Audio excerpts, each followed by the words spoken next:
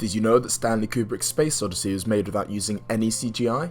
That's right, from the mind-bending space shots to the fantasy-like anti-gravity scenes, Kubrick and his film crew had no help from CGI when creating these marvels of cinematography, and relied solely on genius camera work, unique artistry, and even feats of engineering. A brilliant example of this is from the first scene of the Jupiter mission, which contains some amazing shots of the crew running around a cylindrical spacecraft which is based on the hypothetical Van Born wheel. The shots give the illusion of artificial gravity, but in reality Kubrick hired a British airplane manufacturing company called Vickers Armstrong to construct a rotating centrifuge which had a diameter of around 36 feet.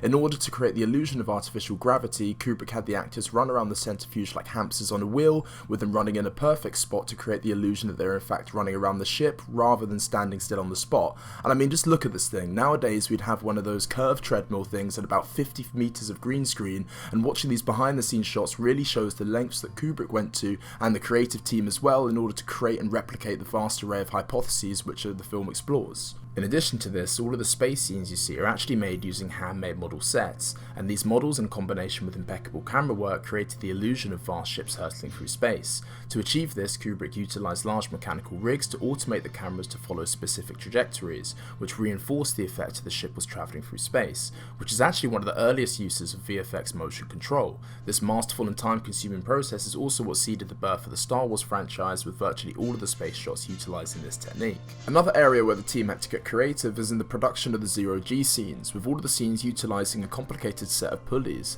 They actually used this method in all of the scenes that you see in front of you right now, and in fact these were the scenes which the audience were most dumbfounded by. And after finding out how those scenes were made, I must admit I was dumbfounded as well. If we have a look at the scene of Dave re-entering the airlock, this scene was actually filmed at normal speed, which serves as an insight as to the force applied to these pulleys in order to create such an effect. And again, this just represents the sheer lengths that the creative team went to in order to bring the wonders of space to cinema.